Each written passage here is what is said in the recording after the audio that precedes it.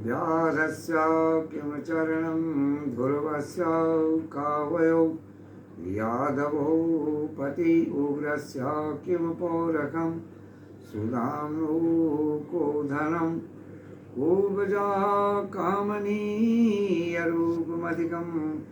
भक्ति प्रवचति बलमाधवम। मेरी सभी सनातन भाई बहन बालकों, सनातन धर्म के रक्षकों, मैं सभी को आज विदित करता हूँ। हमारे पास भक्त आते हैं और तुलसी विवाह के बारे में अपनी जिज्ञासा को बताते हैं कि क्या किया जाए। बड़ी अच्छी बात है। मैं सभी को जो जिज्ञासा लेकर के आते हैं उन्हें बता देता हूँ। विवाह का अर्थ होता है संबंध।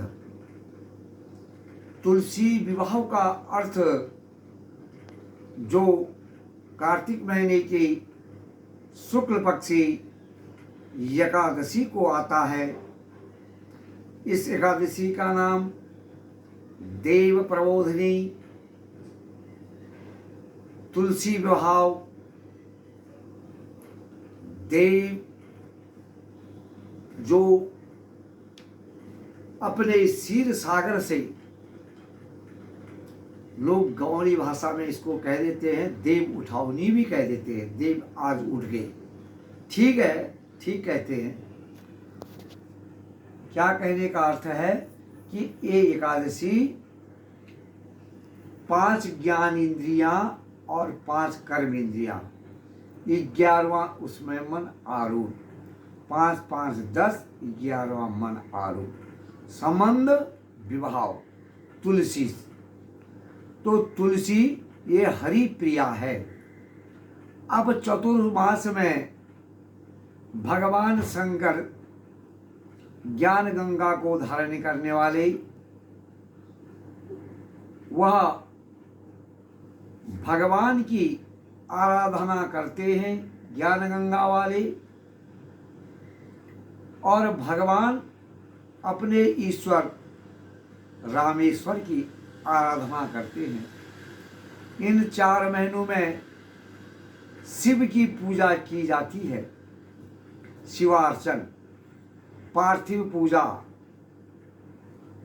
और इसमें जो कार्तिक के महीने शुक्ल पक्ष की, जो मैंने बताया अभी, शुक्ल पक्ष के दिन एकादशी, चाहे वो किसी भी दिन पड़े। अब लोग क्या कह रहे हैं, कभी कोई कह रहा है कि अब कल इतवार को तुलसी कैसे करें, कैसे चढ़ाएं, क्या है। अब हमारा पूरा सनातन धर्म एक भेड़ की चाल पर है। मैंने पहले भी वीडियो में कहा है, बताया है सबको कि किसी भी, चाहे उपासना कांड हो, कर्म कांड हो, वेदांग के 1 लाख मंत्र में और विधि में कहीं ऐसा नहीं है कि इतवार को मतलब जो है तुलसी को न तोड़ें न जल चढ़ाएं।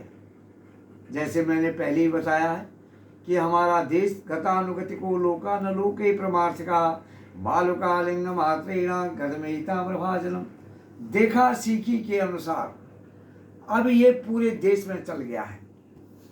मैं सभी से प्रार्थना करता हूँ, देश के विद्वानों से प्रार्थना करता हूँ कि वास्तविक चीज को दिखाए, जो सनातन की धर्म की रक्षा, हमारे ऋषि मुनि वैदिक रक्षा करने वाले, रिसर्च करने वाले, तप करने वाले, पाप का हरण करने वाले, उन्होंने बड़े सोच समझ करके इसका निर्णय लिया है। ये किसी ब्राह्मणों ने या किसी विद्वान ने इसको नहीं रचित किया है।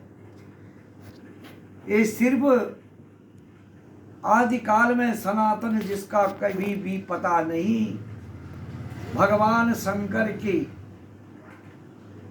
आदेश से जो 14 पाणि जी के सूत्र बने हैं व्याकरण के। भगवान शंकर के पाँव से जो स्वर निकले हैं, जो वीणा के स्वर निकले हैं, उन स्वरों में अयन मंडल, वायुमंडल और शुभ मंडल समा हुआ है। तो उसी से ये वेदों की ध्वनि, इसमें भाग किए गए आयुर्वेद, यजुर्वेद का भाग खंड खंड किए गए, वो लिख तो सकते थे। इतवार को कहीं न कहीं तो मिलता कि इतवार को तुलसी न तोड़े या जल न चढ़ाए।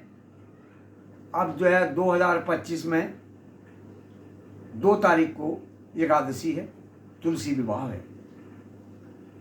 किसी के भ्रम में न रहें। अगर हो सके, अगर मैं गलत कहता हूँ तो मेरी गलती को बताए। मेरा नाम हरीश चंद्र मिश्रा, मेरा फ़ोन नंबर आप नोट कर लें 9719032155। मैंने अंग्रेजी में बोला है ये नंबर। अब वो कोई विद्वान देश का है, वो इस नंबर से मुझे बताए कि इतवार को हमारे कर्म कांड के अनुसार, वेदों के अनुसार नहीं ये लिखा है। शास्त्री जी, आप इसमें ये देखें। मैं आपका बड़ा कृपा आभारी बनूंगा। अगर नहीं लिखा है तो सहयोग करके किंवदंतियों को हटा करके सनातन की रक्षा करें। और विवाह का अर्थ है संबंध। हम ज्ञान इंद्रियों और कर्म इंद्रियों को अपने मन उसको आरूढ़ करके उस भगवान का मंथन करें।